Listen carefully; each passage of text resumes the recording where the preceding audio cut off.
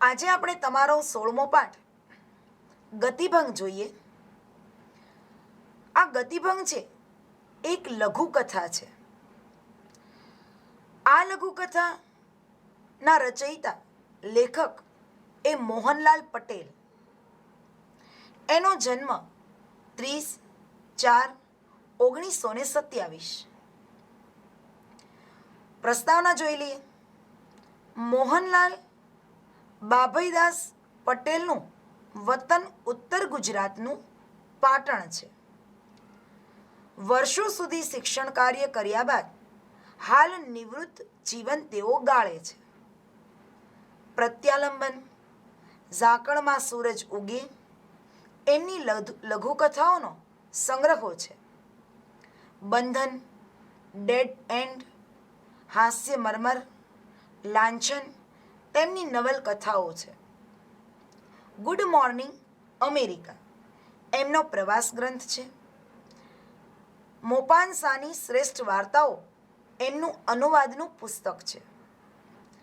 કથા સાહિત્યનું લઘુ સ્વરૂપ એટલે લઘુકથા. એટલે કે અહીંયા જે આ પ્રસ્તુત પાઠ છે એનો સાહિત્ય પ્રકાર એ લઘુકથા છે. આ પાઠનો સાહિત્ય પ્રકાર લઘુકથા છે. કથા સાહિત્યનું લઘુ સ્વરૂપ એટલે લઘુકથા. લઘુ એટલે નાનું થાય.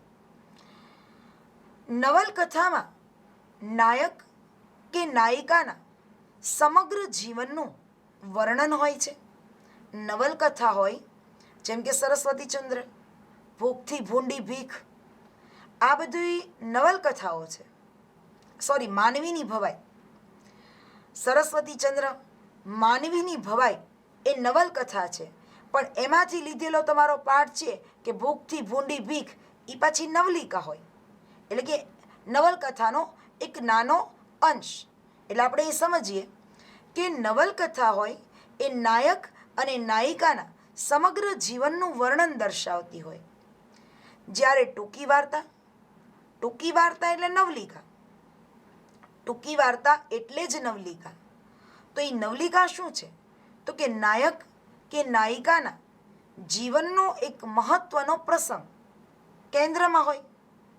નાયક અને નાયિકાનો એક મહત્વનો પ્રસંગ કેન્દ્રમાં હોય એને નવલિકા કહેવાય, ટૂંકી વાર્તા કહેવાય. પણ હવે જુઓ લઘુકથા. લઘુકથામાં માનવ જીવનની એક ક્ષણનો મહિમા હોય. આ ત્રણ વસ્તુ સમજવા જેવી છે. ફરી કહું છું કે નવલકથા હોય એમાં નાયક અને નાયિકાના સમગ્ર જીવનનું વર્ણન હોય. નવલિકા કે ટૂંકી વાર્તામાં નાયક અને નાયિકાના મહત્વના પ્રસંગનું વર્ણન હોય. જ્યારે લઘુકથામાં માનવ જીવનની એકાદ ક્ષણનું વર્ણન હોય. એકાદ ક્ષણનું વર્ણન એને લઘુકથા કહેવાય. જે અત્યંત લાઘવથી અંતે ચોટ આપી જાય છે. ગતિભંગ લઘુકથાની શરૂઆતમાં ગાડી પકડવા ઉતાવળે પગલે જતા ડુંગર અને એની પત્નીનું ચિત્ર છે. પત્ની વારે વારે પાછળ ફરીને કશુંક શોધી રહી છે. એટલે આ પાઠનું વર્ણન એવું છે કે શરૂઆતમાં સ્ટેશને જવાનું હોય છે. એટલે આ પાઠના નાયકનું નામ છે ડુંગર. નામ આપ્યું છે ડુંગર. ડુંગર નામનો વ્યક્તિ છે. એની પત્ની છે, એનું નામ અહીંયા આપ્યું નથી.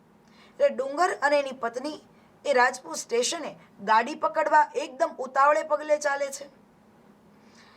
હવે એની પત્ની છે, ડુંગરની પત્ની, એ અવારનવાર કંઈક નીચે ધૂળમાં શોધ્યા કરે છે. હવે શોધ્યા કરે છે એટલે પતિ ગુસ્સે થાય છે કે ચાલ, શું આમ ગાંડાની જેમ અડવડિયા ખાય છો? આમ લથડિયા શું ખા છો? અને શું આ જોયા કરે છો? ચાલ ઝડપથી, નહીં ચાલ તો સ્ટેશને પહોંચશું નહીં, ગાડી ચૂકાઈ જશે અને એમ કે નહીં ઘરના રહીએ કે નહીં ઘાટના રહીએ, અહીં જ રહેવું પડશે. એટલે ઝડપથી ચાલ. એટલે પતિ અવારનવાર ગુસ્સે થાય છે. પણ છતાંય પત્ની આમ ધૂળની અંદર કંઈક શોધ્યા કરે છે. વાર્તાને અંતે કરુણાસભર ચોટ આવે છે. માતાને ચાલતા ચાલતા પોતાની પાછળ મૃત્યુ પામેલી દીકરીના પગલાંની છાપ દેખાય છે. એટલે પત્ની કંઈક શોધ્યા કરે છે માટીની અંદર, ધૂળની અંદર, અને પતિ ખીજાય છે કે આમ ગાંડાની જેમ અડવડિયા શું ખાય છે, જલ્દી નહીં ચાલ તો ગાડી ચૂકી જઈશું, ઝડપથી ચાલ. પછી પત્ની પતિના ખીજાવાથી ચાલે જ ખરી, વળી પાછી જોયા કરે છે અને એકદમ નીચે બેસી જાય છે. એટલે પતિ પૂછે છે કે તું શું કરે છો? ત્યારે પત્ની કહે છે, જોયું, આ આપણી બબલીની જ ડગલી. એટલે આ ડુંગર એની પત્ની છે, એની દીકરી છે, જેનું નામ હશે બબલી.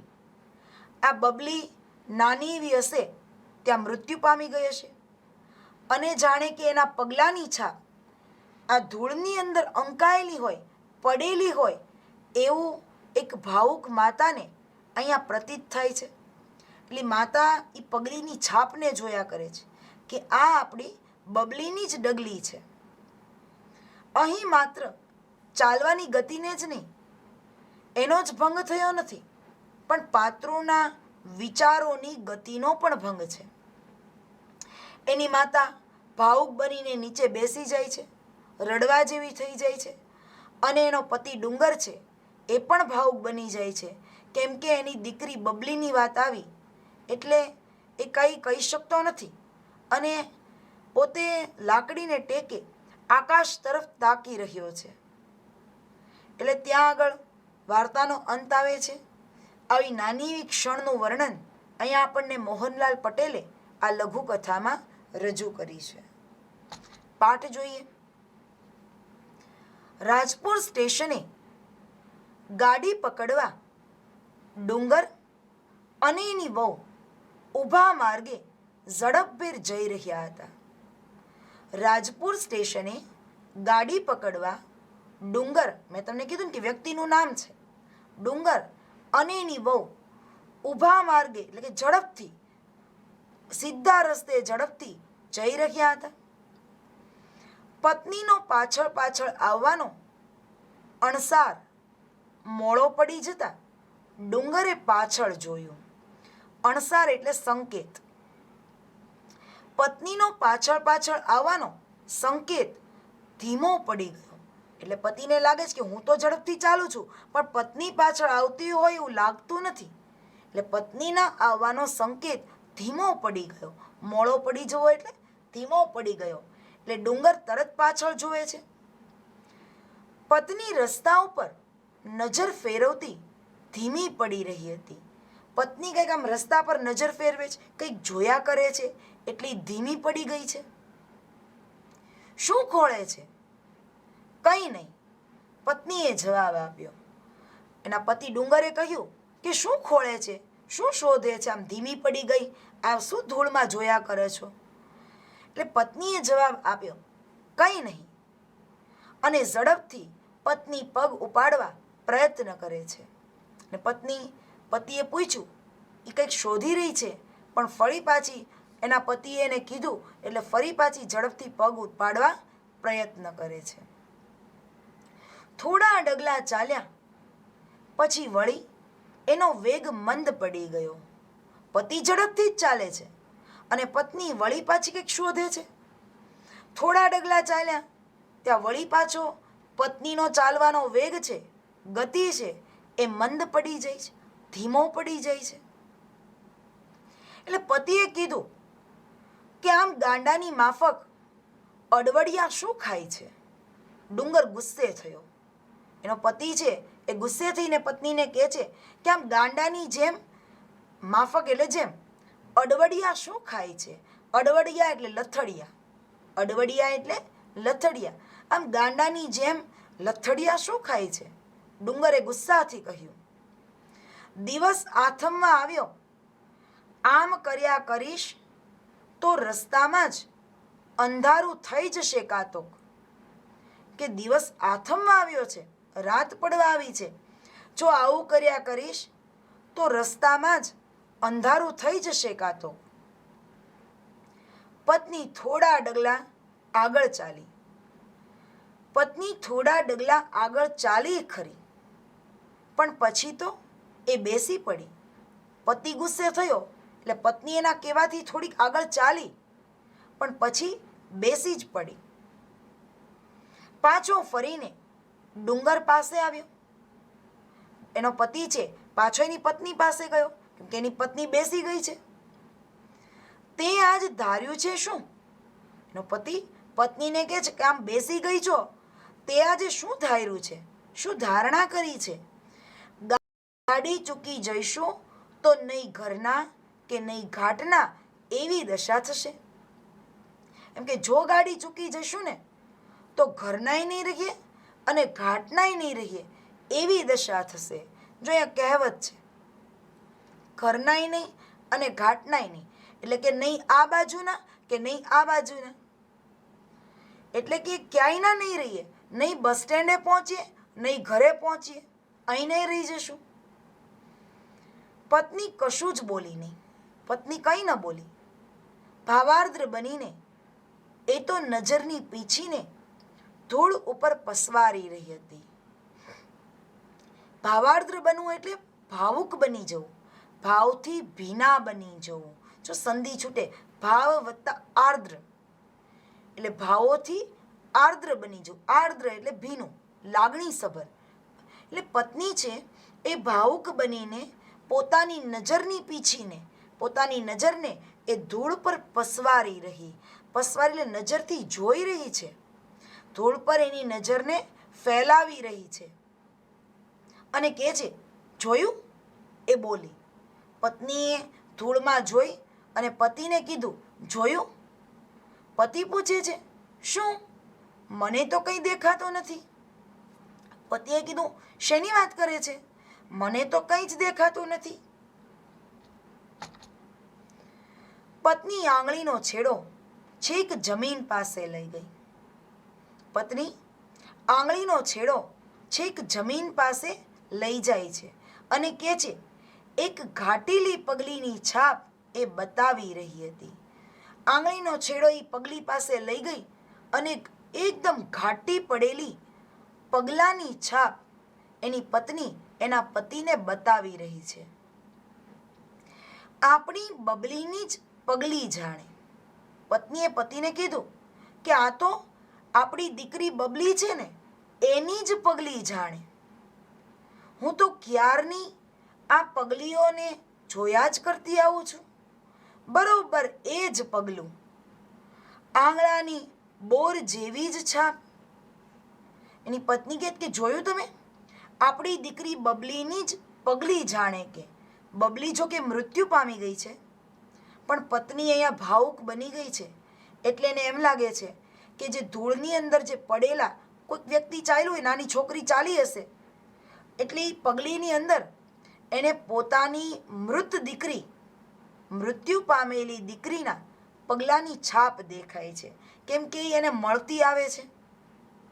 એટલે એ કહે છે કે આપણી બબલીની જ આ પગલી જાણે. હું તો ક્યારની આ પગલીઓને જોયા જ કરું છું. બરાબર એ જ પગલું, એટલે આપણી બબલી જેવું જ પગલું, આંગળાની બોર જેવી જ છાપ. અને આંગળાની કે તેની દીકરીને જે આંગળા હશે, આંગળી હશે એ બોર જેવા હશે, એકદમ ગોળ, એટલે આંગળાની બોર જેવી જ છાપ. હવે પતિ કહે છે ગાંડી, એવા પગલાં તો ઘણાય હોય, લે ચાલ મોડું થશે.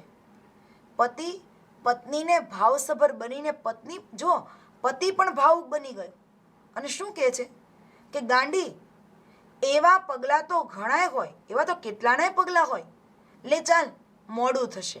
ચાલ બસ સ્ટેન્ડે પહોંચવામાં મોડું થશે. બાળકના પગલાંની છાપ જોઈને મૃત સંતાનની સ્મૃતિથી હાલી ઉઠેલી ડગી ગયેલી પત્ની પ્રત્યે સહાનુભૂતિનો બોલ પતિએ કાઢ્યો. જો સહાનુભૂતિ એટલે દયા, સહાનુભૂતિ એટલે દયા. મૃત સંતાનની એટલે એની દીકરી મૃત થઈ ગઈ છે, મરી ગઈ છે, એટલે મરેલી દીકરીની સ્મૃતિથી, સ્મૃતિ એટલે યાદ, મરણ પામેલી દીકરીને યાદથી હાલી ઉઠેલી, સળગી ઉઠેલી અને ડગી ગયેલી, અસ્થિર બની ગયેલી પત્ની પ્રત્યે દયા, સહાનુભૂતિનો બોલ પતિએ કાઢ્યો કે ગાંડી, એવા પગલાં તો ઘણાય હોય, લે ચાલ હવે મોડું થશે. પતિ પણ ભાવુક બની ગયો અને કહે છે કે એવી તો કેટલાની ચાપ હોય, ચાલ હવે મોડું થશે. પત્ની તો બેસી જ રહી. એ બોલી કે ખેતરે જતા અને આવતા આગળ આગળ દોડી જતી બબલીની પગલીઓ મારે હૈયે જડાઈ ગઈ છે. પત્ની ત્યાં જ બેસી રહી અને બોલી કે આપણે ખેતરે જતા હતા ને અને આવતા હતા તો આગળ ને આગળ દોડી જતી મારી દીકરી બબલીની આ જે પગલીઓ હતી, એના પગલાંની છાપ હતી, એ મારે હૈયે જડાઈ ગઈ છે, મારા હૈયામાં અંકાઈ ગઈ છે. આ એ જ પગલીના બીબામાં પત્નીની નજર ઢળી હતી. એ પગલીના બીબું એટલે છાપ, પગલીની છાપ. એ પગલીની છાપની અંદર આ ડુંગરની પત્નીની નજર ઢળી ગઈ. ત્યાં ને ત્યાં સ્થિર જોયા જ કરે છે, બેસી જ રહી છે.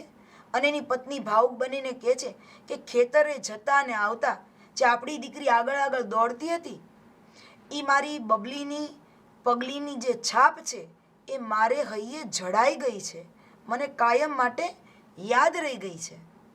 ડુંગર એકવાર પત્નીના મુખ સામે જોઈ રહ્યો. ડુંગર છે એના પત્નીના મુખ સામે જોઈ રહ્યો છે અને પછી પોતાની નજર ગગનના કોઈ માર્ગ તરફ વાળી લીધી. પતિ પણ ભાવુક બની ગયો છે, પત્નીના મુખ સામે જોઈ રહ્યો છે અને પછી પોતાની નજર છે એ ગગનના, આકાશના કોઈ રસ્તા તરફ એણે નજરને વાળી લીધી, કેમ કે પતિ પણ ભાવુક બની ગયો છે. બંને જણ સ્થિર થઈ ગયા. બંને ઘડીક સ્થિર થઈ જાય છે, શાંત બની જાય છે. લાકડીને ટેકે ગગન તરફ મોં કરીને ઊભા રહી ગયેલા પતિને જોઈને પત્ની સાવધ બની ગઈ. હવે પતિ છે એ લાકડીને ટેકે ઊભો છે, ગગન તરફ મોં, ગગન એટલે આકાશ, આકાશ તરફ મોં રાખી ઊભા રહી ગયેલો પતિને જોઈને પત્ની સાવધ બની ગઈ. હવે પતિ છે એ પણ સ્થિર થઈ ગયો, એ પણ ભાવુક બની ગયો. લાકડીને ટેકી આકાશ તરફ ડુંગર જોઈ રહે છે, એ પણ સ્થિર થઈ ગયો. એટલે આવો પતિને જોઈને પત્ની સાવધ બની જાય છે, સાવધાન બની જાય છે કે હું જો આવું બોલ્યા કરીશ તો મારો પતિ પણ ભાવુક બની જશે, એને કઈ રીતે સંભાળાશે. એટલે પત્ની સાવધ બની ગઈ અને એણે કહ્યું, પત્નીએ હવે પતિને કહ્યું કે લ્યો હેંડો, હવે પગ ઉપાડો ઝટ, ગાડી ચૂકી જઈશું. હવે પત્ની સાવધ બની ગઈ, કેમ કે એ પણ પતિને નરમ પડતો જોઈ શકતી નથી, ભાવુક બનતો જોઈ શકતી નથી. એટલે પત્નીએ છેલ્લે કીધું કે લ્યો હેંડો, હેંડો એટલે ચાલો, લ્યો ચાલો, હવે પગ ઉપાડો, હવે પગને ઉપાડો ઝટ, ગાડી ચૂકી જઈશું, ગાડી ચૂકી જઈશું. અને બંને જણે વળી બમણા વેગથી ચાલવા માંડ્યું. અને બંને જણા વેગથી, ઝડપથી, બમણા એટલે બેવડા, બમણા એટલે બે ગણા વેગથી ચાલવાનું શરૂ કર્યું. આ પાઠ છે, આ જે લઘુકથા છે, એ વિકલ્પમાંથી લેવાયેલ છે.